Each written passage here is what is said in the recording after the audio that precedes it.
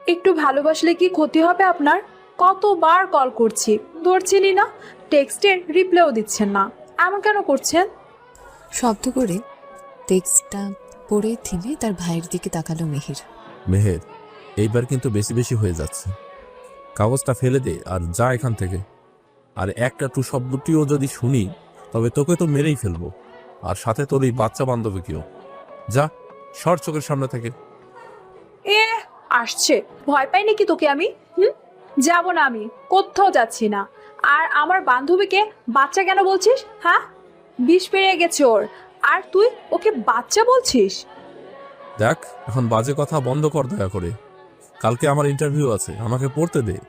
আর একটু পরেই তোর জম আসবে, ভুলে গেছিস? ধ্যান, দিলি তো মনটা খারাপ করে। খাটাস আসলে আমার অশান্তি শুরু হয়। আচ্ছা ভাই, আমরা কি এই বাড়ি থেকে চলে যেতে পারি না? বিশ্বাস কর, আমার দম বন্ধ হয়ে যায়। কথাগুলো বলে সোফায় বসে পড়ে মিহির। চোখের কোণে খেলা করছে জল, যা মাহির ছাড়া কেউ দেখতে পাবে না। পাবেই বা কি করে? মেহেরের এই তিক্ত অভিযোগ আর কষ্টগুলো তার ভাই ছাড়া কাউকে বলতে পারে না। বলবে বা কাকে? তার ভাই ছাড়া যে কেউ তাকে বোঝেনি। মাহির কি বলবে? সেও তো পরিস্থিতির শিকার। সেও তো চায় চলে যেতে অনেক দূরে তার বোনটাকে নিয়ে, সবার ধরা ছোঁয়ার বাইরে। তবে তা তো সম্ভব নয়। মাহির গিয়ে যায় সোফায় বসে থাকা তার বোনটার দিকে। বোনের হাতটা ধরে তাকে প্রশ্ন করে, মেহের শোন, কালকে তো জেরির জন্মদিন, যাবি? দু চোখের কোণে জমে থাকা পানিগুলো মুহূর্তে শুকিয়ে গেল। হাস্যোজ্জ্বল মুখশ্রী ফুটে উঠেছে মেহেরের চেহারায়। উচ্ছ্বসিত হয়ে মাহিরের দিকে তাকিয়ে বলে, যাব আমি। নিয়ে যাবি আমাকে? তুইও যাবি? আরে আসতে, এত ছটফট করছিস কেন?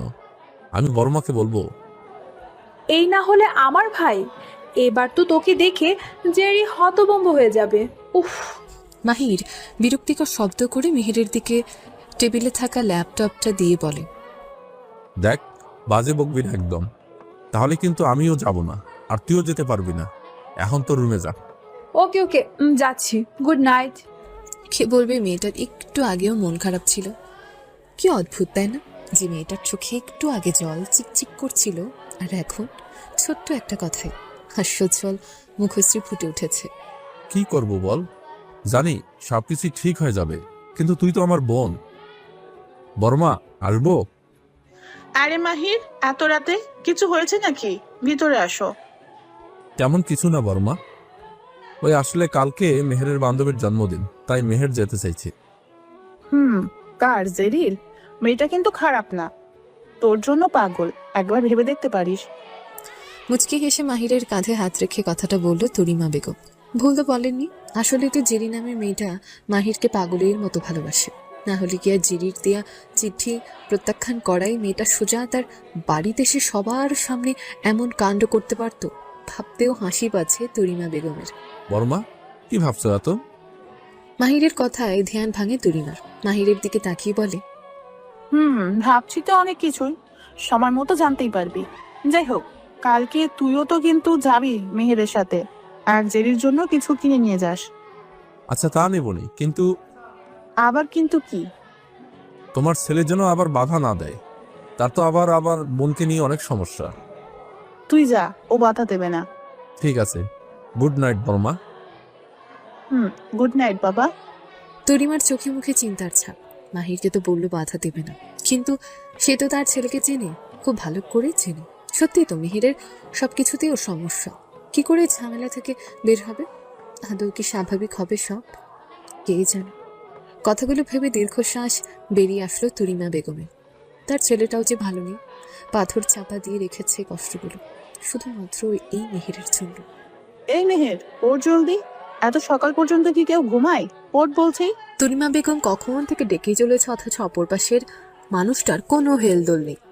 সকাল 10টা বেজে গেছে, এখনো ঘুমোচ্ছে। এই চেঁচামেচিতে বিরক্ত হয়ে শেষমেশ উঠতে বাধ্য হয় মেহের। যা, হাত মুখ ধুয়ে ফ্রেশ হয়ে নে, তারপর নিচে আয়, খেয়ে দে রেডি হয়ে নে। তাড়াতাড়ি কর মেহের। রেডি হব, কিন্তু কেন? কোথায় যাব? জেরির নাকি জন্মদিন। ও হ্যাঁ, এক্ষুনি যাচ্ছি আমি। বলতে বলতে দৌড়ে ওয়াশরুমে চলে গেছে মেহের। আর তার যাওয়ার পানে তাকিয়ে আনমনে হাসছে তরিমা। কি অদ্ভুত মায়াবী মেয়েটা, কি অদ্ভুত তার হাসি। তাই তো সেদিন মা বাবা হারানো বাচ্চা মেয়েটাকে বুকে তুলে নিয়েছিল, সাথে ছিল তার ভাই মাহির। কি করতো সে? বাচ্চা দুটোকে জাহান্নামের দিকে দিয়ে আসতো? না, সে তো নিষ্ঠুর নয়। ভাবতে ভাবতে চোখ দুটোর কোণে ভিড় করে নোনা জল। সবার নজরের আড়ালে সেও তো কেঁদেছে তার একমাত্র ছেলের থেকে দূরে থেকে। ছেলের জেদ আর রাগের কাছে তা সেদিন পেরে ওঠেনি তারা। সেও বাধ্য, আর মাহিরও। চট করে চোখ থেকে পানিগুলো মুছে নিচে যাওয়ার জন্য পা বাড়ায় তিনি। না না না, আমি কিচ্ছু জানি না। তুমি যেভাবে হোক মাহিরকে নিয়ে আসবে, আমি কিচ্ছু জানি না। আর যদি মাহির না আসে তাহলে আমিও খাবো না পাপা, মাকে বলে দাও। মা এভাবে জেদ করে না, খেয়ে নাও আম্মু। আমি মাহিরকে আসতে বলবো, আর আমি বললে মাহির না করবে না। কিন্তু তুমি যদি না খাও তাহলে মাহিরকে আসতে বলবো না কিন্তু জেরি। সত্যি আসবে তো? ঠিক আছে, আমি খাবো, কিন্তু ওনাকে আসতেই হবে, বলে দিলাম। এখন নিচে চলো খেতে। এক্ষুনি যাচ্ছি। Love you papa. এই বলে জেরি রুম থেকে বেরিয়ে নিচে যাওয়ার জন্য দৌড় লাগায়। মেয়ের যাওয়ার দিকে তাকিয়ে খুশিতে হাসতে থাকে রাজু। অথচ সে লক্ষ্যই করছে না তার পেছনে যে একজন মানবীর আগে গজ গজ করছে। কেন করবে না?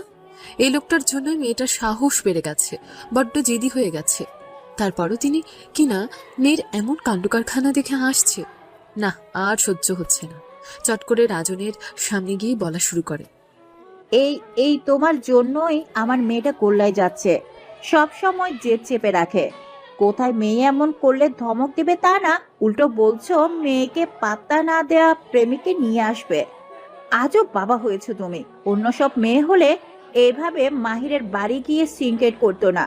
সাহস বেড়ে গেছে তোমার জন্য। রাজন কিছু বলল না। কি বলবে? তার সহধর্মিনী যেমন ভুল বলেনি, তেমন সেও মেয়েকে অতিরিক্ত ভালোবাসে। জেসমিনের দিকে একবার তাকিয়ে রাজন বলে, জেসমিন, রাগ করো না। আমাদের একটি মাত্র মেয়ে, ওর খুশির খেয়াল তো আমাদের রাখতে হবে। আর মাহিরের সাথে জেরির বিয়েটাও তো তুমি আর মাহিরের মা ঠিক করে রেখেছিলে। তাহলে এখন কেন মানতে পারছো না? এমন তো নয় যে অন্য ছেলের জন্য পাগল, তাই না? আরে আমি সেই কথা বলছি নাকি? আমি তো বলছি যে তোমার মেয়ে বেশি বাড়াবাড়ি আর জেদের কারণে না কোনো বিপদ হয়। মাহের শান্তশিষ্ট স্বভাবে, আর তোমার মেয়ে একরোকা চঞ্চল প্রকৃতি। হ্যাঁ, তোমাকে বলে লাভ কি? সেই তো বাপকা বেটি। আরে দাঁড়াও, আমিও তো যাব নাকি? জেসমিন চলে যেতে পেছনে পেছনে রাজনা চলে যায়। যত যাই হোক, মেয়েটা যে সত্যি মাহিরের প্রেমে অন্ধ। তীক্ষ্ণ দৃষ্টিতে পর্যবেক্ষণ করে যাচ্ছে সামনে থাকা মানবীকে। ভয়ে জড়সড় হয়ে দাঁড়িয়ে আছে, শুকনো ঢোক গিলছে বারংবার। আর তার দিকে অগ্নি দৃষ্টি নিক্ষেপ করছে তার সামনে বসে থাকা মানবটি। বারবার করে বারণ করেছে এই মেয়েকে যেন তার অনুমতি ছাড়া কোথাও না যায়। কে শুনে কার কথা? কি সুন্দর সেজেগুজে বাইরে যাচ্ছিল, ভেবেছিলাম কিচ্ছু জানবো না। মনে মনে কথাগুলো ভাবতেই রাগের পরিমাণটা যেন 10 গুণ বেড়ে গেল তাফলিনের। ড্রয়িং রুমের মাঝে দাঁড়িয়ে আছে দুটো মানবী। একজন তার রাগ নিয়ন্ত্রণে ব্যস্ত, অপরজন ভয়ে তটস্থ। তাফলিন নিজ স্থান থেকে উঠে গিয়ে টেবিলে রাখা ফুলদানিটার উপর নিজের রাগ মেটাল। আদৌ কি মিটেছে? না, তার মন তো চাইছে মেহেরের 2 গালে 2 থাপ্পড় মারতে। তবে সে মারবে না। অযথা ময়লা ছুঁয়ে হাত গন্ধ করবে কেন? নিজেকে সংযত রেখে শান্ত দৃষ্টিতে মেহেরকে বলল, ঘরে যাও। তুই বলেছি না এই বাড়ি থেকে এক পাও বের হবে না? ঘরে যা মেহের। শান্ত কণ্ঠস্বর তবু তরতর করে ঠান্ডা বাতাস বয়ে গেল মেহেরের শরীরে। মেহেরও কম না, তাফলিনের রাগের আগুনে ঘি ঢালার কাজটা নিজেই করলো। আপনি সবসময় এমন কেন করেন? আমি কি করব, কোথায় যাব, কার সাথে যাব, তা নিয়ে আপনি কেন বাড়াবাড়ি করছেন? তাফলিন তাকালো মেহেরের দিকে। তার চোখ রক্তিম বর্ণ ধারণ করেছে, তবুও শান্ত কণ্ঠস্বরে বলে, মুখটা একটু বেশি চলছে না? মেহের তাফলিনের চোখের দিকে তাকিয়ে ভরকে গেল, তবু ভয়কে লুকিয়ে রাখার চেষ্টা করে আবার মুখ খুলল। আমি ঘরে যাব না, মাহির ভাই আসবে, আমি তার সাথে জেরির বাড়িতে যাব। বাংলা কথা বুঝিস না? আমাকে রাগাস না, এর ফল ভালো হবে না বলে দিলাম। মেহের কিছু বলতেই যাবে, তার আগেই তাফলিন মেহেরের হাত শক্ত করে ধরে কি বলবে তা ভাবছিল, তবে ভাবনার রেশ কাটলো হাতে শক্ত কিছু টান অনুভব করতে। তাফলিন মেহেরকে টেনে নিয়ে যাচ্ছে উপরে। ভালোই তো কাটছিল আমার দিনগুলো, কেন এই মানুষটা আসলো? বিদেশে কি ভাত পানির অভাব ছিল নাকি? রাগ দেখানোর জন্য মানুষের অভাব ছিল? যে তাকে বাড়ি এসে আমার উপর রাগ ঝাড়ছে? কথায় আছে না, যেখানে বাঘের ভয় সেখানেই সন্ধে হয়। আজ তাই হয়েছে। আজকে তার সামনে পড়তে হলো। তাহলে কি আজ আর জেরির বাড়িতে যাওয়া হবে না? এসব ভাবছিল মেহের। তার মধ্যে হাজির হয় তরিমা বেগম। জিনিস ভাঙার শব্দ পেয়ে নিচে আসেন তিনি। তবে এমন কিছু দেখবেন আশা করেননি তিনি। ছেলের চোখের দিকে তাকাতে পারছেন না তিনি। চোখ দুটো রক্ত বর্ণ ধারণ করেছে, যেখানে ফুটে উঠেছে মেহেরের উপর তীব্র রাগ। না, তাকে চুপ করে থাকলে তো হবে না। যতই হোক মাহিরেরও তো ইচ্ছে অনিচ্ছে আছে। তরিমা বেগম কঠিন গলায় তার ছেলেকে উদ্দেশ্য করে বলে, কি হচ্ছে কি তাফলিন? মেহের ব্যথা পাচ্ছে তো, ছেড়ে দাও ওকে। তাফরিনের কানে যেন কথাগুলো পৌঁছতেই পারেনি। অপরদিকে ভয়ে মেহেরের চোখ বেয়ে অশ্রু গড়াচ্ছে। কেউ কি দেখছেন? আমার কেন মনে হচ্ছে সামনে দাঁড়িয়ে থাকা মানুষটি তাকে দেখছে। কই, না তো, সে তো তাকাচ্ছে না। তাহলে আমার কেন মনে হচ্ছে? আমার কথা কানে যাচ্ছে না তোমার? ওকে এভাবে টানছো কেন? ওকে ছাড়ো বলছি। আমি কি করব না করব সেটা আমার ব্যাপার, আপনি এর মধ্যে ঢুকবেন না। তাফলিন, তাফরিন কোনো কিছু না বলে মেহেরকে নিয়ে যাচ্ছে। মেহেরও কিছু বলতে পারছে না। দোষটা তো তার নিজেরই। কেন যে এই লোকটার সামনে পড়তে হলো? গাড়িতে বসে আছে মাহির ও মেহের, গন্তব্য জেরির বাড়িতে যাওয়ার। মাহির ড্রাইভ করছে আর তার পাশে বসে আছে মেহের। গাড়ির জানালায় মাথা ঠেকিয়ে ভাবছে সে। ইস, বাবাই যদি বাইরে বের না করতো তাহলে তো আর আশাই হতো না। ভাগ্যিস আমাকে ঘরে আটকে দিয়ে তাফলিন ভাইয়া চলে গিয়েছিল, আর তখনই বাবা এসেছিল। বড় মা সব বলার পর বাবাই আমাকে বের করে দিয়েছিল, না হলে আজকের দিনটাও মাটি হয়ে যেত। মেহেরের ভাবনার ব্যাঘাত ঘটে মাহিরের কথায়। মেহেরকে ভাবে চুপ করে থাকতে দেখে জিজ্ঞেস করে, কিরে, এত চুপ করে বসে আছিস? কিছু কি হয়েছে? না মানে চুপ করে থাকার মানুষ তো তুই না। কি হবে? কিছুই না, এমনি। না হলেই ভালো। নাকি আবার তাপলিনের সামনে পড়ে গিয়েছিলি?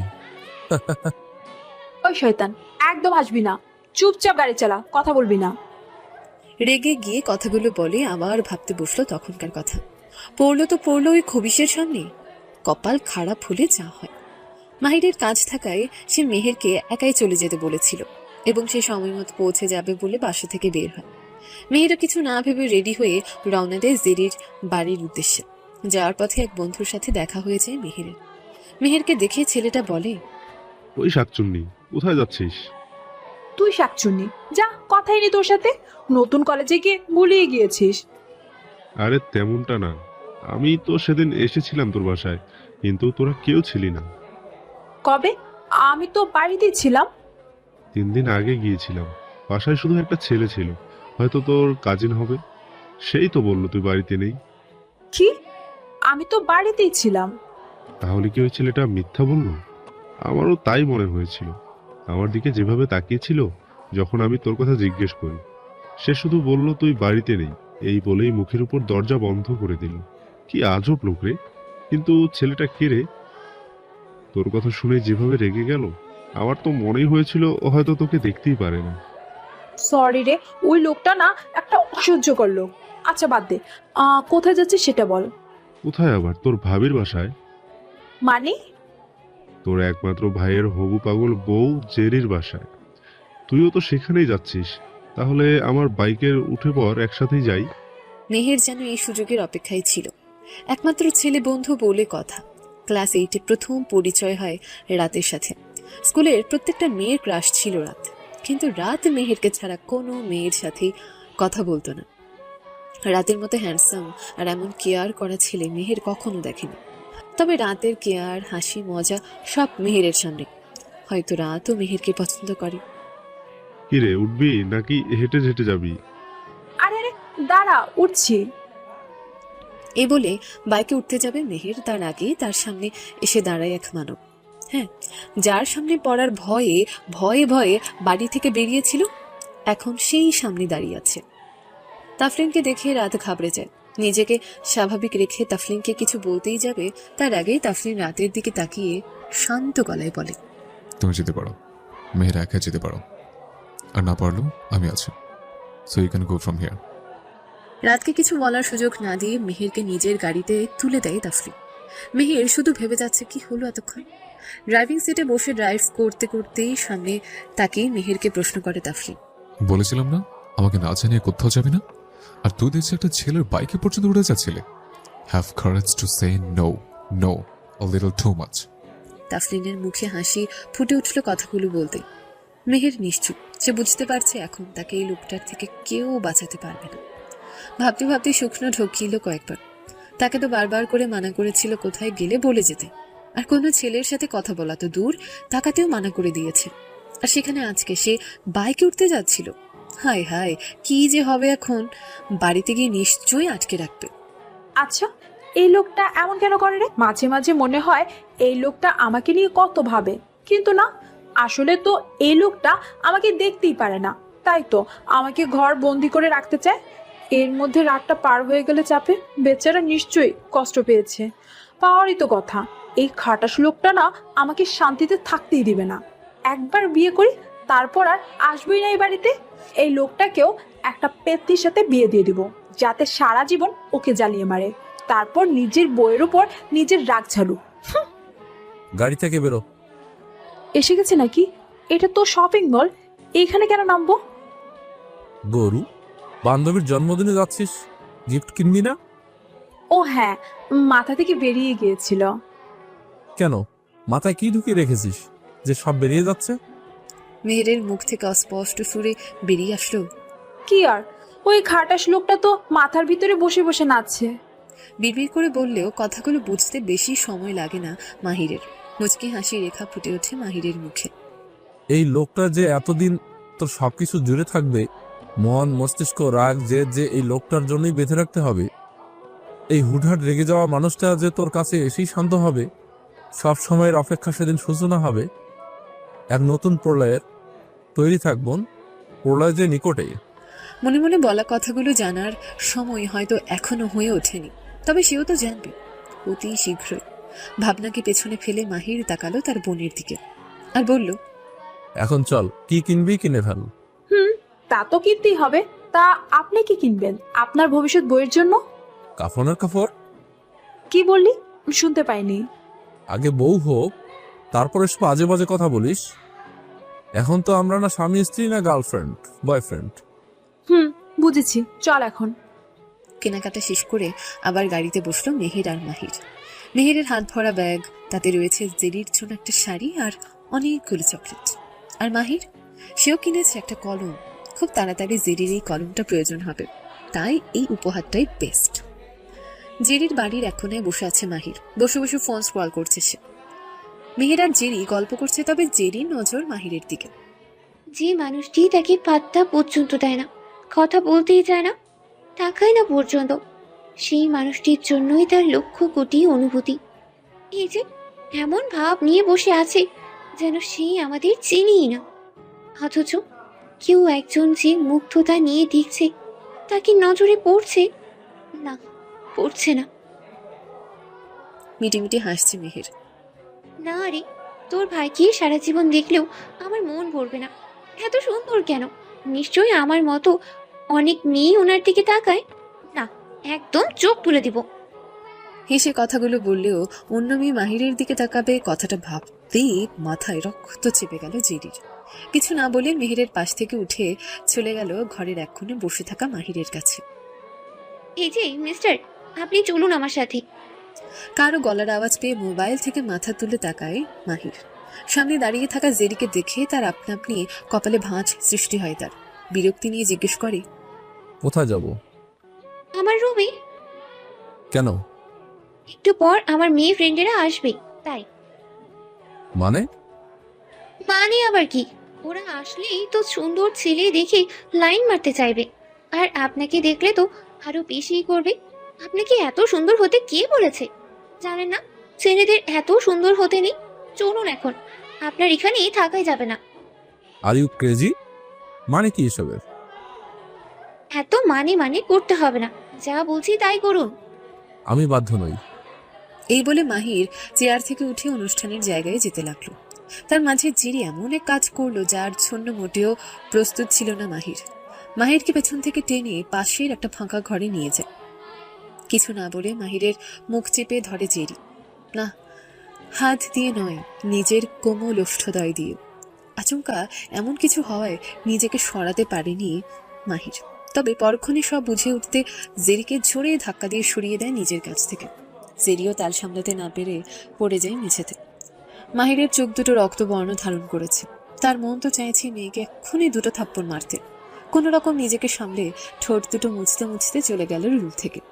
যাওয়ার সময় বলে গেল, কোন কপালে এরকম চরিত্রের মেয়ের সাথে যে মা আমার বিয়ে ঠিক করে গিয়েছিল, অসভ্য মেয়ে। কথাগুলো কান এড়ায়নি জেরি। হ্যাঁ, সে ভুল করেছে তাই বলে এই কথা বলতে পারলো? হ্যাঁ, আমি না হয় পাগলামি করি, বেশি কথা বলি, তাকে জ্বালাতন করি, তাই বলে কি আমার চরিত্র নিয়ে কথা বলবে? আমি তো ওনাকে ভালোবাসি বলেই এমন করি, বেহায়ার মতো পিছনে পিছনে ঘুরে বেড়াই। আজকে এমন কিছু করব আমিও ভাবতেই পারিনি, নিজের অজান্তেই করে ফেলেছি। তাই বলে কি চরিত্রের দোষ? কেন এমন করলেন আপনি? আমি তো আপনাকে ভালোবাসি। আপনার সাথে 2 মাস পর আমার বিয়ে, আর এখনো পর্যন্ত আপনি সহ্যই করতে পারছেন না, একটু ভালোবাসতে পারছেন না। কেন বলুন তো, কেন? আমি কি খারাপ, দেখতে অসুন্দর, নাকি আপনি অন্য কাউকে ভালোবাসেন? সত্যি কি আপনি অন্য কাউকে চান? তাহলে আমার কি হবে? আমি কি করব? আমিও তো আপনাকে ভালোবাসি, তাই সেই দিন আপনাকে নিজে থেকেই প্রপোজ করেছিলাম, কিন্তু আপনি কিছু না বলেই চলে গেলেন। আর আমি তো আপনাকে ভালোবাসি, তাই তো সেদিন আপনার বাড়িতে গিয়ে সবাইকেই বলেছিলাম আমি আপনাকে এক্ষুনি বিয়ে করতে চাই। কত বেহায়াপনা করেছি শুধু আপনার জন্য। হ্যাঁ জানি আপনি আমার হবেন না, তবুও ঘুরঘুর করেছি। কেন? আপনার জন্য। আর আর আপনি কিনা বললেন না, আর বিরক্ত করব না আপনাকে, আর না, আপনি আজকে থেকে মুক্ত। এই জেহেরিয়া খান আর আপনাকে বিরক্ত করবে না। যদি আপনি না চান এই বিয়েটাও হবে না, কথা দিলাম। ফ্লোরে বসে বসে কাঁদছে এক মানবী, প্রকাশ করছে তার জমিয়ে রাখা কেউ বুঝলো না নামক অভিমান। সত্যি কি বুঝেনি, তবে কেউ শুনলো না। ভালোবাসা যে ভয়ঙ্কর, আর একতরফা ভালোবাসা তো বিষাক্ত, যা ধীরে ধীরে গ্রাস করে ফেলে সকল অনুভূতি। সত্যি কি ভালোবাসা ভয়ঙ্কর নাকি সুন্দর? কি হয়েছে বলবি তো এখন?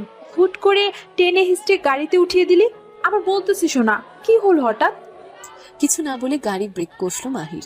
হাত দুটো দিয়ে মাথার চুল খামছে ধরে চোখ দুটো বন্ধ করে দিল। হুট করে ভাইকে এমন করতে দেখে মেহেরও চুপ হয়ে গেল। শুনশান নীরবতা বইছে, কেউ কোনো কথা বলছে না। প্রায় অনেক সময় পর নীরবতা ভেঙে মাহির বলে, মেহের, হুম, সময় কম। চিন্তা করিস না। আমি জানি তুই খুব সাহসী, কিন্তু ভয় হয় মেহের। কি বলছিস তুই? ভয় আবার তোর? এই বলে হাসতে লাগলো মেহের। মেহের, মাহিরের ধমক শুনে চুপ হয়ে যায় মেহের। আমার জন্য তাফলিনের এতটা উত্তেজনা নিয়ে ভয়ের কিছুই নেই। সবশেষে সে তো আমাকে ভালোবাসে। ভালোবাসা, বিষাক্ত ভালোবাসা এটা। ভাইয়া, মেহের কিন্তু তার ভালোবাসার মানুষকে নিয়ে কিচ্ছু শুনবে না। মাহির বাঁকা হাসে, ভাই বোনের বড্ড মিল। আচ্ছা চল। জেরির সাথে কি কিছু হয়েছে? কেন চলে আসলি? মেয়েটা তো কষ্ট পেল। জেরি তো খারাপ না। এই কষ্টটা দরকার ছিল, আরো পেতে হবে ওকে। মেহের ভ্রুকুচকে তাকে জিজ্ঞেস করে, মানে? কিছু না, চুপ করে থাক, ভালো লাগছে না আমার। ঠিক আছে চল, পার্টিতে তো থাকতে পারলাম না, এখন বাসায় গিয়ে তোর বেস্ট ফ্রেন্ডের সার্কাস দেখতে হবে, আর আমি হব জোকার। চল এখন। মাহির আবার হাসলো। এই দুই ভাই বোনের মতিগতি বোঝা মুশকিল। মাহিরও চুপচাপ গাড়ি স্টার্ট দিল। তাফলিন আর মাহির দাঁড়িয়ে আছে বেলকনিতে। মাহিরের দৃষ্টি তাফলিনের উপর। তাফলিনের শান্ত আচরণ মাহিরের বোধগম্য হচ্ছে না। মেহেরকে বাইরে থেকে আসতে দেখেও মেহেরকে কিচ্ছু বলল না, শুধু মাহিরকে তার রুমে যেতে বলল। মাহির, আমার কথা আমি রেখেছি, এবার তোর পালা। দীর্ঘশ্বাস ফেলল মাহির, মাথা নিচু করে আবার আকাশের দিকে তাকালো। কিন্তু তোর এই আচরণগুলোতে মেহের অভ্যস্ত নয় তাফু। তুই আগে থেকে জানিস আমি কেমন, তো এসব বলে লাভ নেই। মেহেরকে আমি কষ্ট পেতে দেখতে পারবো না, তুই নিজেকে একটু সামলে চল। জানিস মাহি, সবকিছু সহ্য করতে পারি, তবে মেহেরের সাথে অন্য কাউকে না।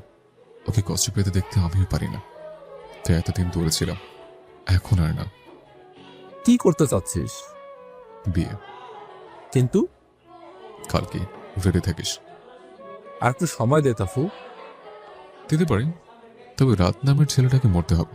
রাজা, কালকে কাজে আসতে বলিস। এই বলে মাহির চলে গেল তাফলিনের ঘর থেকে। তাফলিন আকাশের দিকে অপলক দৃষ্টিতে তাকিয়ে আছে। অবশেষে অপেক্ষার অবসান। সময় হয়ে গেছে। যাওয়ার পথে পিছু ফিরে তাকিয়ে দেখলো তাফলিনকে। ছেলেটা একটু বেশিই পাগল। মাহির তাচ্ছিল্যময় হেসে চলে গেল।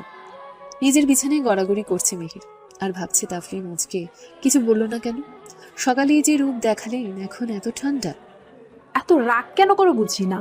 সেই দিন আমার জ্বরের সময় বাসায় কেউ ছিল না, তিনি সারাদিন আমার সেবা করেছেন, আমার জন্য নিজে হাতে রান্না করেছেন, নিজের হাতে খাইয়ে দিলেন। সেই দিনও নাকি নতুনভাবে দেখেছিলাম, কিন্তু কেন আমার সাথে রাগ দেখায়? দেখাতেই পারে, আমার সময় আসবে। এসব মনে করছিল মিহির।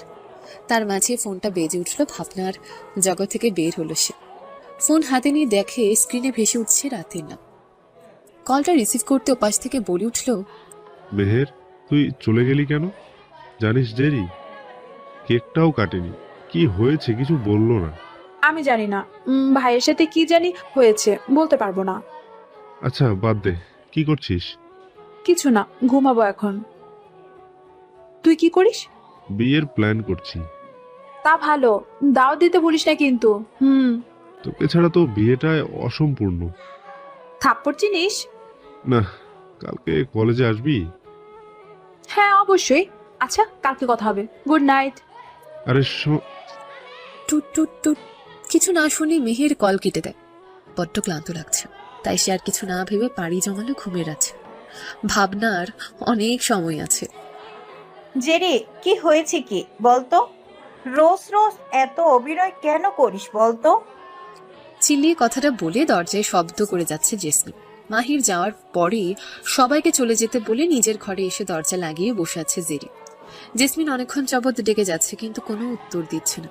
এবার জেসমিন না পেরে রাজনকে ডাক দিয়ে বলে, আমি ঘরে গেলাম, তোমার মেয়েকে তুমি বোঝাও, আমি আর পারবো না। এই বলে সেখান থেকে চলে গেল জেসমিন। দরজার সামনে দাঁড়িয়ে রইল রাজন। সে জানে তার মেয়ে তার ডাকে সাড়া না দিয়ে পারবে না, তাই দরজায় কড়া নেড়ে বলে, মামনি, এখনই দরজা খোলো, না হলে কিন্তু আমি এখানেই দাঁড়িয়ে থাকবো। ভেতর থেকে শব্দ আসলো। বাবা প্লিজ এখন যাও, একটু স্লিপ। রাজন আর কিচ্ছু বলল না, চলে গেলেন নিজের ঘরে। তবে সে ঠিকই বুঝতে পেরেছে আজকেও কিছু না কিছু নিয়ে মাহিরের সাথে ঝামেলা হয়েছে, তাই আর কোনো কথা বাড়ালো না সে। অপরদিকে জেরি কোনো একজনকে ফোনে বকাবকি করছে। তোমার জন্য আর কত অপমান সহ্য করবো বলো তো? আমার রোজ রোজ এই ভালো লাগছে না, প্লিজ। অপর পাশে কি বলল শোনা গেল না, তবে তার কথা শুনে জেরি বাঁকা হাসলো। তার যা চাই তা খুব তাড়াতাড়ি পেতে চলেছে। কি হচ্ছেটা কি? এত সকাল সকাল ডাকছিস কেন? একটু ঘুমাতেও দিবি না নাকি? বিরক্তি নিয়ে উঠে বসলো মিহির, আর তার সামনে মাহির। এইটা নে, আর রেডি হয়ে আয় তাড়াতাড়ি। মিহিরকে একটা ব্যাগ এগিয়ে দিয়ে বলল মাহির, এটা কি? বিয়ের শাড়ি। কি বিয়ে? কার বিয়ে? তোর। তোর মাথা ঠিক আছে তো? কি সব বলছিস ভাইয়া? এরকম গুরুত্বপূর্ণ বিষয়ে নিশ্চয় মজা করবো না মেহের। আমি কিচ্ছু বুঝতে পারছি না ভাইয়া। হুট করে কিসের বিয়ে, কার সাথে? কিছু না বলে এত কিছু। তাফলিনের সিদ্ধান্ত। ভাইয়া ঢং বাদ দিয়ে রেডি হয়ে আয়, এখন পিছিয়ে যেতে পারবি না।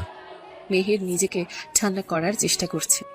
হ্যাঁ বলেছিলাম, কিন্তু হুট করে আগে বললেও তো পারতি। এভাবে কিভাবে? ভালোই তো হলো, আগে আগে বিয়ে করে সংসার কর। ভাইয়া মাথা গরম করিস না।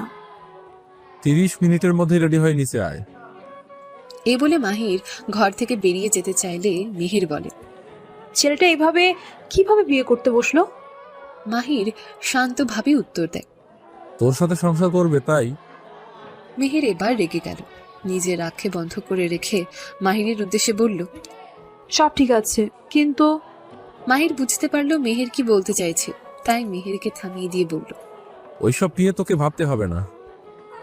এই বলে আর এক মুহূর্ত দাঁড়ালো না মাহির।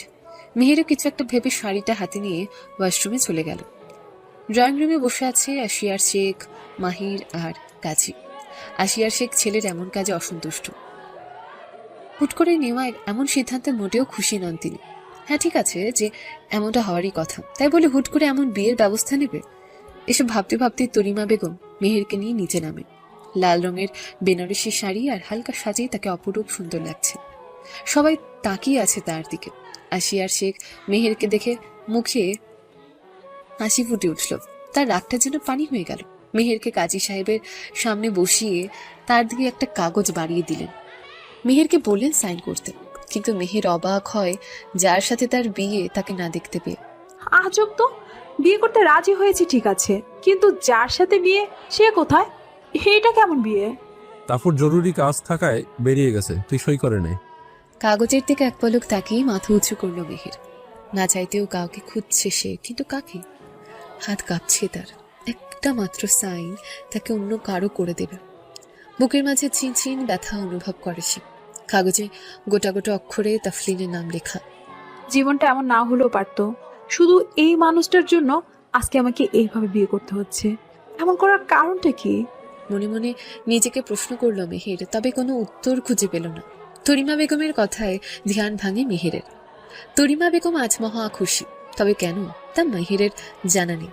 মাহির মেহেরকে সাইন করতে বললে এবার আর সে কিচ্ছু না ভেবে সাইন করে দেয়। বড্ড অসহায় লাগছে তার নিজেকে। বুকে ব্যথা অনুভব করছে সে। মনে হচ্ছে জীবন থেকে কিছু একটা হারিয়ে গেল, কিন্তু সত্যি বলতে তো হারিয়ে যায়নি। যোগ হয়েছে নতুন একটা মানুষ, নতুন একটা জীবন। ছোট্ট একটা সাইনে আজ সে অন্য কারো হয়ে গেল। দীর্ঘশ্বাস ফেলল মেহের। সব কিছু ঠিক করতে হবে। তাফলিন কোথায়? আচমকা কারো গলার আওয়াজ পেয়ে পেছনে ফেরে মাহির। আগের মতোই শান্তভাবে সোজাসুজি উত্তর দেয়। তুই তোর কাজ কর, এসে পড়বে। তোর উপর আমার ভরসা আছে, সবকিছু সুন্দরভাবে সামলে নিস। মেহের চোখের ইশারায় বলল। আর কিছু বলল না মাহির। চোখ দুটো বন্ধ করে বড় একটা নিঃশ্বাস ফেলল। তবে সব অজানার মাঝে সত্যিগুলো একটু বেশি যন্ত্রণাদায়ক। মেহের প্রস্থান করতে মাহির চোখ তুলে তাকালো। পকেট থেকে ফোনটা বের করে কল করলো কোনো একজনকে। অজানা ব্যক্তিটার পরিচয় না জানলেও শোনা গেল। রাত বাসায় পৌঁছে গেছে। মাহির কিছু বলার আগেই অপর পাশ থেকে লাইন কেটে গেল। মাহিরের ঠোঁটে বাঁকা হাসি জানা দিচ্ছে নতুন কোনো প্রলয়ের। টেবিলে থাকা বাইকের চাবি নিয়ে চলে গেল নিচে। বাইকের শব্দে বোঝা গেল মাহির চলছে সে প্রলয়ের নিকট। দরজা বন্ধ। বালিশে মুখ গুজে অশ্রু বিসর্জন করছে মেহের। দরজায় কড়া নাড়ার শব্দে নিজেকে ঠিক করে এগিয়ে যায় সেদিকে। দরজা খুলতে মামুনিকে দেখতে পায় মেহের। মুখে জোরপূর্বক হাসি টেনে বলল, মামনি তুমি ভিতরে এসো। তরিমা ভেতরে প্রবেশ করে মেহেরের মাথায় হাত বুলিয়ে দিয়ে বলে, খুব রাগ হচ্ছে তাই না আমাদের উপর?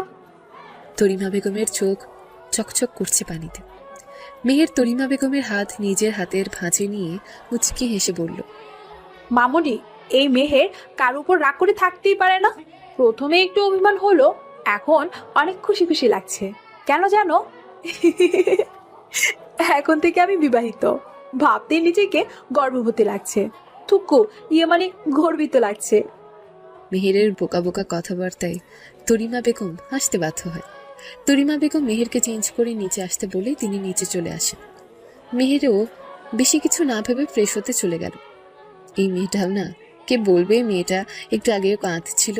তার এই বাচ্চামা স্বভাবসুলভ আচরণের পুরো বাড়ি মেতে থাকে। তরিমা হক চলে যেতে মেহের হাতে থাকা ফোনটা ছুঁড়ে মারল। মনে মনে বলল, রাগ রাগ আমার কোনো কিছুতেই নেই, শুধু অভাবনীয় ব্যাপারগুলো আমি এত সহজে ছাড়বো না। এই মেহেরান, ফিহা, এহসান সব কিছুর হিসাব নেবে। আজকে এইভাবে বিয়ে করার শাস্তিও পেতে হবে আপনাকে, তাফলিন চৌধুরী। এলিজা কোথায় তামিম? বল না এলিজা কোথায়? তামিম শুকনো ঢোক গিলে এদিক সেদিক তাকিয়ে ভয়ে ভয়ে জেহেরিয়াকে নিয়ে লাইব্রেরিতে প্রবেশ করল। তামিমের এরূপ আচরণের কোনো ব্যাখ্যা খুঁজে পেল না জেহেরিয়া। সে আবার কিছু বলতে যাবে, তার আগেই তামিম বলে উঠল, জেহেরা এলিজা মারা গেছে। তামিমের মুখে এলিজার মৃত্যুর খবর শুনে জেহেরিয়া দুকদম পিছিয়ে গেল। সে কিছুতেই বিশ্বাস করতে পারছে না এলিজা যে তার আর নেই। জেহেরিয়া তাকিয়ে থাকতে পারছিল না। পরে যাওয়ার আগেই তামিম তাকে সামলে নেন। জেহেরিয়া কান্নায় ভেঙে পড়ে। এলিজার মৃত্যুর জন্য দায়ী সে নিজেকে ভাবতে শুরু করেছে। কান্না করার সাথে সাথে তার মুখ থেকে শুধু একটাই কথা বের হচ্ছে, আমার জন্য এলিজা মারা গেছে, আমার জন্য। তামিম জেহেরিয়াকে জড়িয়ে ধরে শান্ত করার চেষ্টা করছে। জেহেরিয়াকে একটু শান্ত করিয়ে একটা চেয়ারে বসতে বলে নিজের ফোনটা বের করে তার সামনে তুলে ধরে। জেহেরিয়া এলিজার এমন অবস্থা দেখে চিৎকার করে তামিমের ফোনটা মাটিতে ফেলে দেয়। একটি মানুষ এতটা খারাপ হতে পারে? কেউ এভাবেও কাউকে মারতে পারে? জেহেরিয়া আর কিছু বলতে পারল না, সে জ্ঞান হারালো। এলিজা হলো জেহেরিয়ার বেস্ট ফ্রেন্ড, তবে তাদের সম্পর্কটা ছিল দু বোনের মতো। এলিজা খ্রিস্টান হওয়ার পরেও অল্প দিনই মিশে গিয়েছিল জেহেরিয়ার আর মেহেরের সাথে। জেহেরিয়ার জন্মদিনের দিন এলিজা আসতে পারেনি, শুধু বলেছিল সে একটু সমস্যায় আছে। তাই জেহেরিয়া রাগ করে কল কেটে দিয়েছিল, যার ফলে এলিজা পরদিন বিকেলে আসার সিদ্ধান্ত নেয়। আর আসার পথে এক ভয়ঙ্কর পরিস্থিতির মুখোমুখি হয় এলিজা, যার কারণে এলিজার মৃত্যুর কারণ সে নিজেকে ভাবছে। আর এই দুর্ঘটনায় সিসি ক্যামেরার ভিডিও তামিম তাকে দেখিয়েছে। একটা ছেলে এলিজার বাইক আটকে তাকে সেই মুহূর্তে গুলিবিদ্ধ করে মেরে ফেলেছে। শুধু গুলি নয়, এলিজার হাত দুটোকে চাকু দিয়ে কেটে রক্তাক্ত করেছে।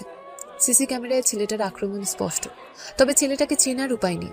তবে মৃতদেহের পাশে একটা চিরকুট ও রক্তিম জবা ফুল পেয়েছে পুলিশ। সেখানে রক্ত দিয়ে লেখা ছিল 23/2/2024।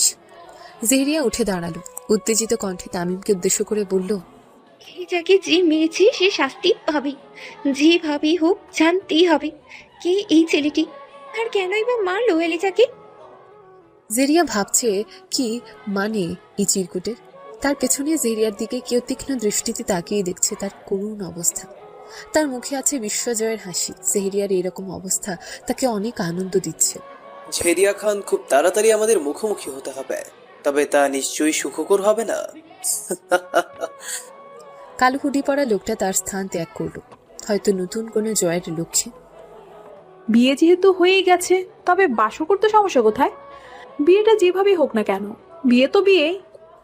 নিজে নিজেই কথাগুলো আওড়ে গালে হাত দিয়ে বসে পড়ল মেহের। এ কেমন ঝামেলা!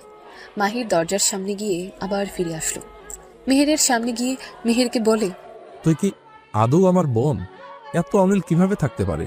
মেহের বিছানা থেকে দাঁড়িয়ে মাহিরের কাঁধে হাত রেখে বাঁকা হাসি দিয়ে বলল, আরে ব্রাদার, তুমিও না কিচ্ছু বোঝো না। বুঝবেই কি করে? যেখানে জেরির ভালোবাসা তোমাকে স্পর্শ করতে পারেনি, সেখানে আমারটা বুঝবে কিভাবে? তাফরিন ভাইকে ভাই না স্বামী, ওনাকে ভয় পেতাম, কারণ তখন সে আমার কেউ ছিল না। কিন্তু এখন সে আমার একমাত্র স্বামী। এখন তো ভালোবাসা দরকার। বলে আবার বিছানায় গিয়ে বসে পড়ে মেহের। মাহিরের মুখে ভঙ্গিমা আগের মতোই রয়েছে, একদম শান্ত। মেহের বোকা বোকা হাসি দিয়ে বলল, ও হে দেবরজি, দয়া করিয়া আমার প্রিয় বন্ধুকে গিয়া বলেন তাহার একমাত্র পেতনি তাহার জন্য অপেক্ষা করিতেছে। পরবর্তী পদক্ষেপের জন্য শুভকামনা। শান্ত চেহারায় বাঁকা হেসে চলে গেল মাহির। মেহের নিজেই নিজেকে বলতে লাগলো, পদক্ষেপ, শুভকামনা। শুভ কাজে শুভকামনা। ঠিক আছে সব। হ্যাঁ, কিন্তু আমরা কোনো ঝামেলায় পড়বো না তো? সেই সব তোমাকে ভাবতে হবে না, টাকা পৌঁছে গেছে, এবার বিদায় হতে পারো। স্যার, একটা প্রশ্ন ছিল, না মানে এলিজাকে মেরে আপনার কি লাভ? টাকা পেয়েছো, ওই অনুযায়ী কাজ করো, বেশি কিছু জানতে চেও না। তবে হ্যাঁ, এলিজাকে আমি মারিনি। তাহলে আপনি জেরির কাছে সব বলতে পাঠালেন কেন? মরতে চাও বালক? শান্ত কণ্ঠস্বরে বলা কথাটা শুনে ভরকে যায় তামিম।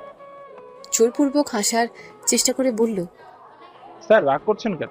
টাকা পেলে যা খুশি করতে পারে, আবার কাজে লাগে বলবেন? কোনো রকম প্রতিক্রিয়া দেখা গেল না তার মাঝে।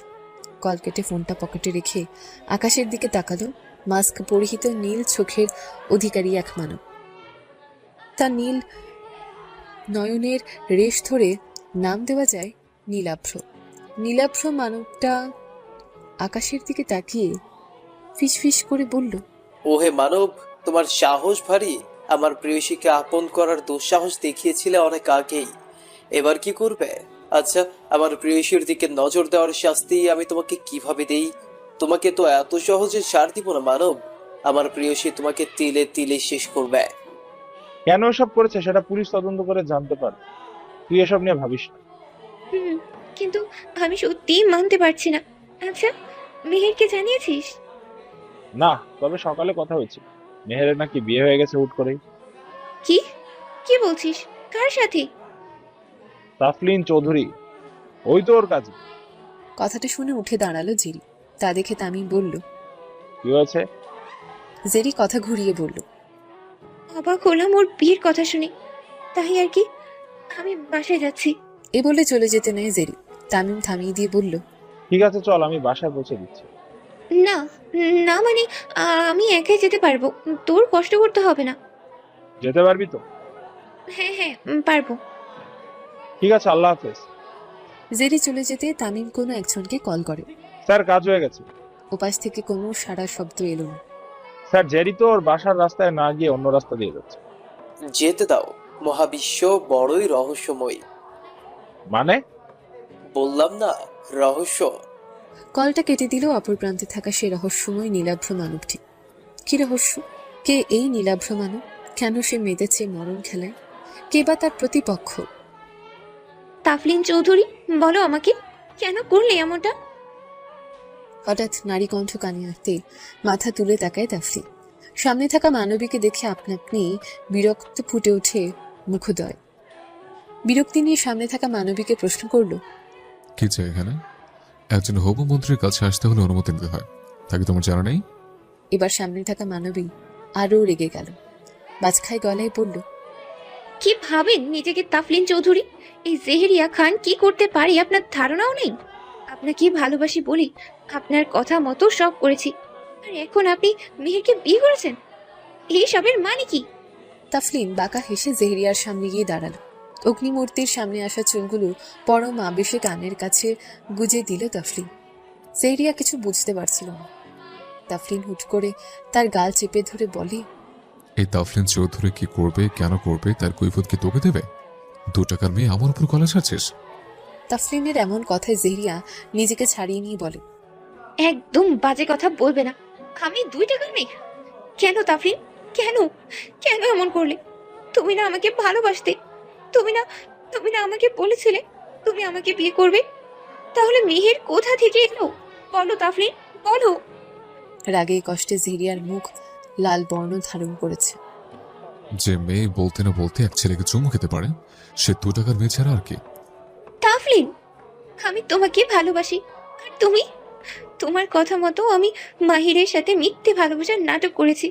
2 বছর ধরে আমি তোমার কথা মতো মাহিরকে সহ্য করতে না পারার পরেও তো পাগলামির নাটক করেছি। তোমাকে কখনোই জিজ্ঞেস করিনি কেন এই নাটক, শুধু তোমার জন্য। আর আজকে তুমি। Get out from here right now. জেহেরিয়া টেবিলে থাকা কাঁচের ফুলদানিটা ছুঁড়ে মারে মেঝেতে। এক নিমিষে চূর্ণ বিচূর্ণ হয়েছে। তাফলিন চৌধুরী, তুমি আমাকে চেনো না, সব ধ্বংস করেই ফেলবো, সব। মেহেরকে আমি সব বলে দেব, সব।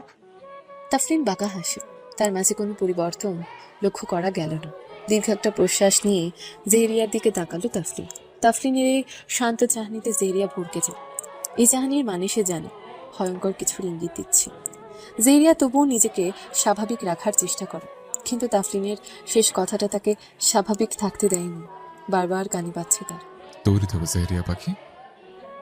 আর এক মুহূর্তেও দাঁড়ায় না জেহেরিয়া। কেউ না জানো, জেহেরিয়া জানে তাফলিন কতটা ভয়ঙ্কর। জেহেরিয়া তখনই চলে যায়। জেহেরিয়াকে এভাবে দৌড়ে পালাতে দেখে মুখে হাসি ফুটে উঠল তাফলিনের। শীষ বাজাতে বাজাতে নিজের চেয়ারে গিয়ে বসলো তাফলিন। তার সব ক্ষমতা চাই, সব। খুব শিগগিরই রাজনৈতিক ক্ষমতা তার দখলে আসবে, খুব শিগগির। কিছুক্ষণ আগে বাড়িতে এসেছে তাফলিন। নিজ কক্ষে প্রবেশ করতে দেখে তার বিছানায় বউ সেজে বসে আছে মেহের। তাফলিনের ঠোঁটে পূর্ণতার হাসি।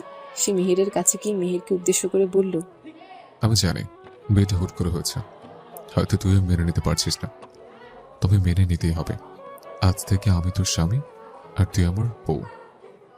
আমি তোকে 2 মাস সময় দিলাম, নিজেকে মানিয়ে নে এবং প্রস্তুত কর। যদি এই কদিনে নিজেকে স্বাভাবিক করতে না পারিস তাহলে আর কিচ্ছু করার নেই। তাফলিন চৌধুরী নিজের অধিকার বলছে নিতে পারে, সেটা হোক জোরপূর্বক বা তোর নিজ ইচ্ছায়। মেহের তাকায় তাফলিনের দিকে। মেহেরের মুখে রহস্যময় এক হাসি। সেও তাফলিনের কথাগুলো মন দিয়ে শুনছে। আপনি খুব খারাপ। মানে? মেহের চোখ উল্টিয়ে তাকায় তাফলিনের দিকে, মিনমিন করে বলে, অসভ্য লোক। তাফলিনের কানে যায় কথাটা। সে ঠোঁট বাঁকিয়ে হাসে। মেহেরের মুখের কাছে নিজের মুখ নিয়ে গিয়ে বলে, অসভ্যতার দেখলে কি দেখাবো নাকি? মেহের রাগে দৃষ্টিতে তাকিয়ে ধাক্কা দেয় তাফলিনকে। তাফলিন সরে দাঁড়ায়। মেহের তাফলিনের কলার ধরে রাগী স্বরে বলে, একদম বাজে বকবেন না। এমন কেন আপনি? রাগ দেখানোটা আপনার ভালোবাসা? এই একটা বছর আমার উপর রাগ জেদ দেখানো এটাই ভালোবাসা? কোনোদিন ভালো মতো কথা পর্যন্ত বলেননি, আজকে রং করে হুট করে বিয়ে করে নিলেন। আপনি একটা বাজে লোক। তাফরিন মেহেরের হাত ছাড়িয়ে নিয়ে মেহেরকে পেছনে নিয়ে শক্ত করে ধরে। কিছুক্ষণ চুপ থেকে বলে, ভালোবাসি? আমি তো আবার তোকে। এসব ফালতু চিন্তা মাথায় আনলে কি করে? আর হলো বিয়ের কথা, সে তো আমি তোকে উপকার করলাম। তোর যা ট্যাপা মার্কা চেহারা, এমনি তোকেও বিয়ে করতো না। তোর তো আমাকে ধন্যবাদ দেওয়া উচিত। আমার মতো একটা সুন্দর ছেলে তোকে বিয়ে করে ধন্য করলো। মেহের রেগে যায়, প্রচন্ড পরিমাণে রেগে যায়। মনে মনে কয়েকটা গালি দিয়ে নিজেকে ছাড়িয়ে নেয় তাফলিনের কাছ থেকে। মনে মনে বলে, এই বজ্জাত খবিশ বেটা সব সময় উল্টাপাল্টা কথা বলে। একে তো অন্য ছেলের সাথে দেখতে পারে না, এখন আসছে বলতে আমাকে দয়া করতে এসেছে। মেহের মুখ ভেঙচে বলে, আসছে আমার সুদর্শন পুরুষ, আপনার থেকে ঢের ভালো ভালো ছেলে আমার পিছনে ঘুরেছে, আসছে আমাকে ট্যাপা বলতে। আপনি টেপা, আপনার বউ টেপা, আপনার 14 গোষ্ঠী টেপা, টেপার বংশধর। তাফলিন হাসে। রাগের মাথায় কি বলছে সে? হুঁশ কি আছে তার? আমার বউটাকে আমি যদি ট্যাপার বংশধর হয়ে থাকে, তাহলে তোর ছেলে মেয়েও তো ট্যাপই হবে নাকি? মেহের বুঝতে পারে রাগে ভুলভাল বলছে, তাই বলে এভাবে বলতে হয়? অসভ্য লোক। ঘর থেকে বের হয় এখন। তাফলিনের কথায় ধ্যান ভাঙে মেহেরের। চোখ পাকিয়ে বলে, সো আপনি না বললেও যাব? আপনার মতো খবিশ লোকের ঘরে থাকতে এই মেহেরানের বয়েই গেছে। এই বলে মেহের দৌড় লাগায়। তাফলিন সেদিকে তাকিয়ে মুচকি হাসে। কি বললো মেয়েটা? খবিশ লোক? খুব শিগগিরই তোকে আমার কাছে বন্দী হতে হবে। আমার সোনার খাঁচা, সোনার ময়না, আমার পাখি। নিজ মনে বুলি আওড়ে চলেছে তাফলিন। কবে দেখা হবে প্রিয়সী? বড্ড মনে পড়ছে তোমাকে। চলে আসবো নাকি তোমার কাছে? অন্ধকারাচ্ছন্ন আকাশের দিকে তাকিয়ে নিজে নিজে কথাগুলো বলছে নীলাভ্র মানবটি। তার পেছনে দাঁড়িয়ে আছে কালো উড়ি পড়া ছেলে। সে নীলাভ্র মানবের কাঁধে হাত রেখে বলে, যে রক্তরঞ্জন খেলায় নেমেছি সেখানে বিসর্জনের প্রস্তুতিও রাখতে হবে, হয়তো নিজেদের জীবন বা ভালোবাসা। নীলাভ্র মানবটি চোখ বন্ধ করে ফেলে। এই নিয়ে সে কিচ্ছু ভাবতে চায় না। সকাল থেকে হইচই লেগে আছে বাড়িতে। মন্ত্রী পরিষদ থেকে ডাক পড়েছে তরিমা হকের। দীর্ঘ সময় ধরে মন্ত্রিত্বের চেয়ার দখল করে রেখেছেন তরিমা হক। চতুর্থবারের মতন তার একমাত্র ছেলেকে ভোটে দাঁড়া করানোর সিদ্ধান্ত নিয়েছেন তরিমা হক। তার বিশ্বাস আছে তাফলিনের উপর। বিদেশ থেকে পড়াশোনা শেষ করেছে সে। তবে যত যাই হোক, এবারও তার ক্ষমতায় আসতেই হবে। এই রাজনীতির ময়দানে যে একবার নামে, সে এই ক্ষমতার সিংহাসনের জন্য সব করতে পারে। তরিমা হক রাজনীতিতে যুক্ত হয় তার স্বামীর কারণে। তার প্রথম স্বামী আবেদ রাইহান চৌধুরী ছিলেন একজন রাজনীতিবিদ। তাদের দুজনের সন্তান হলো তাফলিন চৌধুরী। প্রায় 23 বছর আগে একটা সড়ক দুর্ঘটনায় নিহত হন তিনি। তাফলিন তখন 3 বছরের শিশু। তাফলিনের জন্য কেক নিয়ে ফেরার পথেই দুর্ঘটনার সম্মুখীন হন আবেদ রাইহান চৌধুরী। তার মৃত্যুর পর তার জায়গা বহাল রাখার জন্যই ময়দানে পা রাখেন তরিমা হক।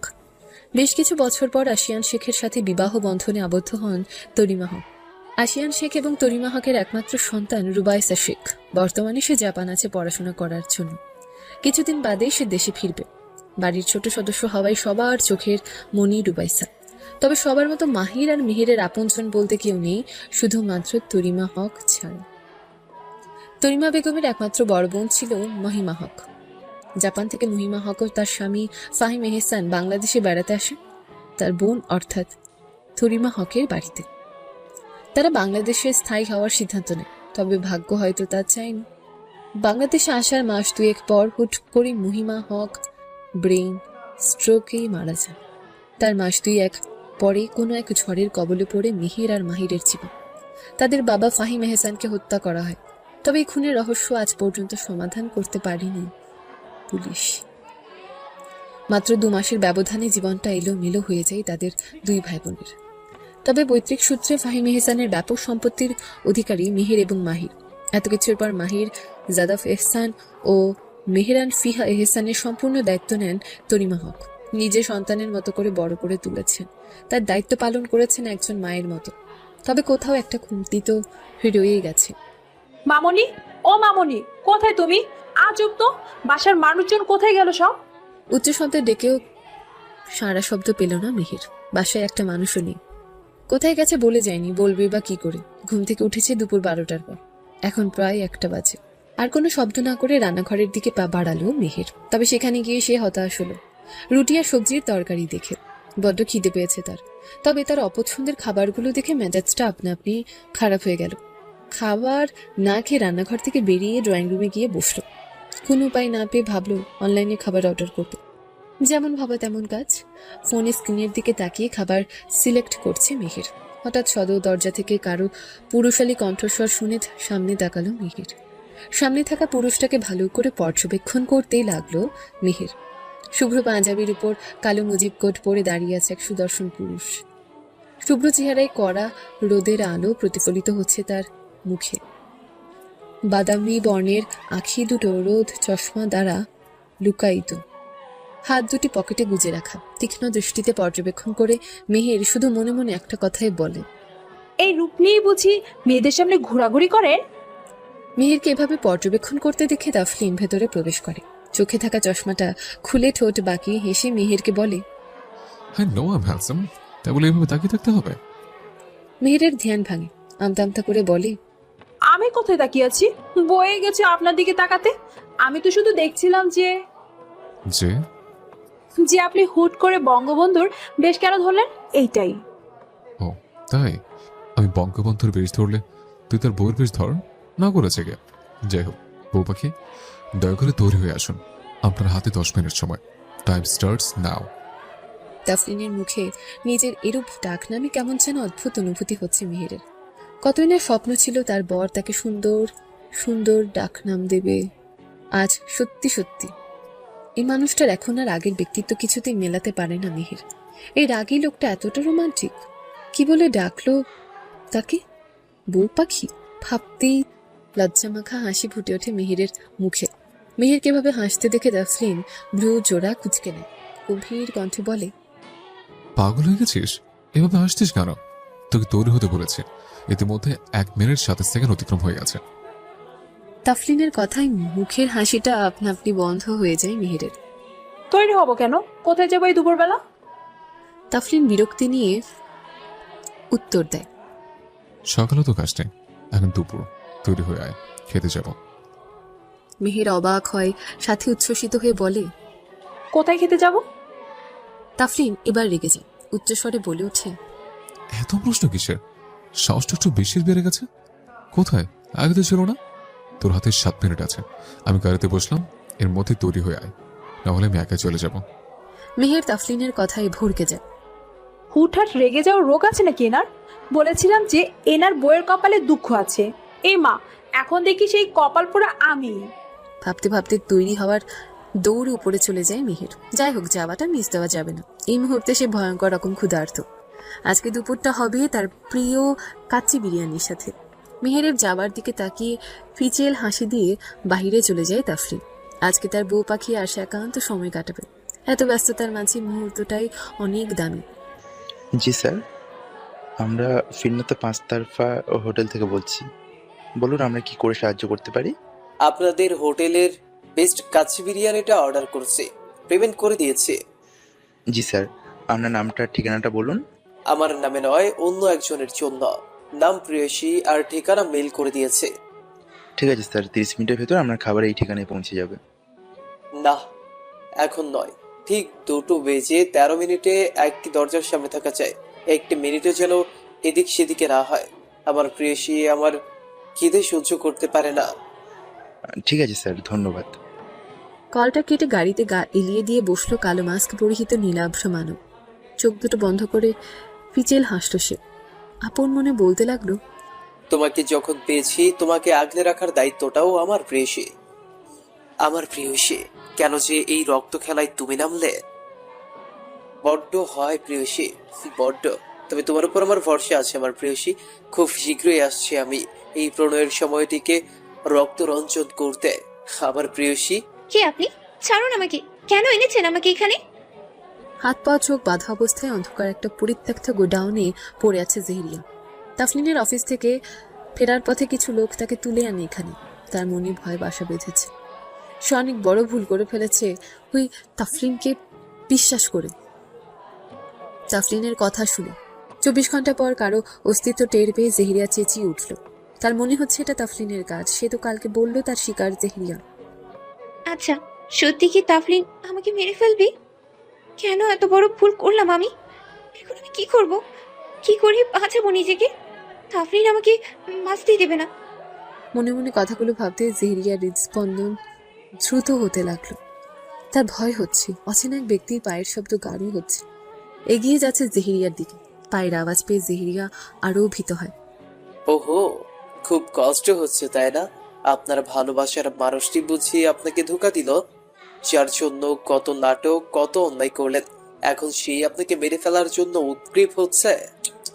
উফ। অচেনা ব্যক্তির এমন কথায় বেশ বিরক্ত হলো জেহরিয়া। তবুও সে বিরক্তি প্রকাশ করল না। তাকে বাঁচতে হবে, এখান থেকে বের হতে হবে যে করেই হোক।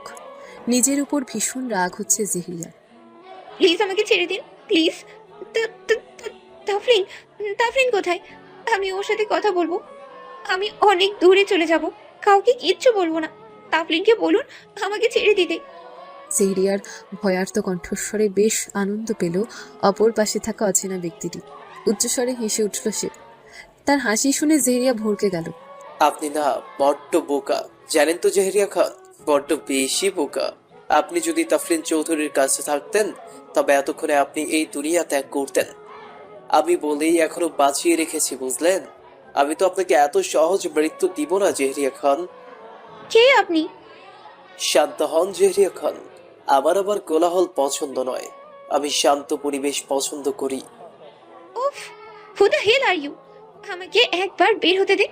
জেহরিয়ার এমন কথায় অবশ্যই অপর প্রান্তের ব্যক্তিটা রাগে ফেটে পড়ার কথা। জেহরিয়ার গালে দুটো থাপ্পড় মারার কথা, তবে তার কিছুই হলো না। অচেনা ব্যক্তিটা আগের নিয়ে শান্ত, চেহারায় কোনো পরিবর্তন লক্ষ্য করা গেল না।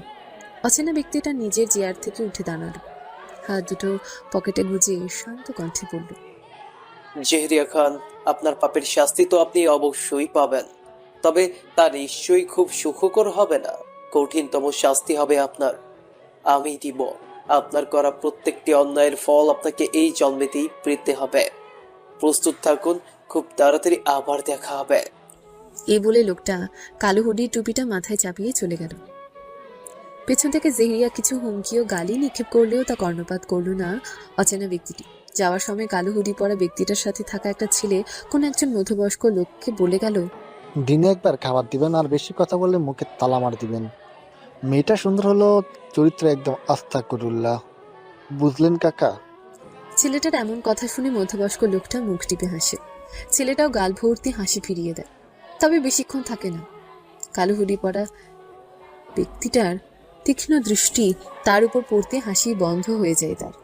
কালো হুডি পরা লোকটা গাড়িতে গিয়ে বসে, তার পাশে ড্রাইভিং সিটে গিয়ে বসে সাথে থাকা ছেলেটা। গাড়িতে বসতে হুডি পরা লোকটা ছেলেটাকে উদ্দেশ্য করে বলে, জেহরিয়াকে তোমার কেমন লাগে? ছেলেটার এমন কথা শুনে চোখ পিট করে তাকায়। এ কেমন প্রশ্ন! বলো। ছেলেটা এবার জোরপূর্বক হেসে বলল, কেমন লাগবে স্যার? দেখতে সুন্দর, তবে। আর কিছু বলতে পারলো না ছেলেটা। হুডি পরা লোকটা তাকে থামিয়ে দিয়ে বলল, তোমার বেশি কথা বলার শাস্তি স্বরূপ তোমার হাতে জেহরিয়াকে মারতে হবে। ছেলেটা ভড়কে যায়। না না স্যার, এসব আমার দ্বারা হবে না। আমি আর কথা বলবো না, তবু শাস্তি দিন না। হুডি পরা লোকটা হাসল। গাড়ি চালানোর ইশারা করতে ছেলেটা আর এক মুহূর্ত দেরি করল না। গাড়িতে বসে আছে মেহের, তার পাশে বসে ড্রাইভ করছে তার একমাত্র পতিদেব। জানলা দিয়ে বাইরের দৃশ্য দেখছে মেহের, আর তাফলিন বাঁকা চোখে বারবার পরখ করছে তাকে। হালকা আকাশি রঙের একটা গাউন পরেছে মেহের, সাথে আকাশি রঙের ঝুমকো। কোমর পর্যন্ত চুলগুলোকে বেনুনি করে এক পাশে রাখা, মুখের সামনে ছোট ছোট চুলগুলো বাতাসে উঠছে। মেহেরের কথায় দৃষ্টি সরিয়ে ফেলে তাফলিন। আপনি কি সত্যি আমাকে ভালোবাসেন না? তাফলিন উত্তর দেয় না। সে যে কতটা ভালোবাসে তা কি বলে বোঝাতে পারবে? তার এই জঘন্য জীবনে একমাত্র দুর্বলতা মেহের। এই মেহেরকে পাওয়ার জন্য সে কত পাপ করেছে তার কি হিসেব আছে? মেহের আবার জিজ্ঞেস করলো। তাফলিন ছোট্ট করে উত্তর দিল, না। মেহের এবার বিরক্ত হলো। ভালোবাসলে স্বীকার করতে কি সমস্যা এই খবিশ লোকটার? রাতের এই অবস্থা আপনি করেছেন তাই না? না করতে পারবেন না। এর আগেও তামিমকে মেরেছিলেন, তাও আমার সামনে। কেন এমন করেছেন? ঠিক আছে, মানলাম আপনি আমাকে ভালোবাসেন না, তাহলে রাতকে কালকে মারলেন কেন? রাত আমার বন্ধু, তামিম আমার বন্ধু।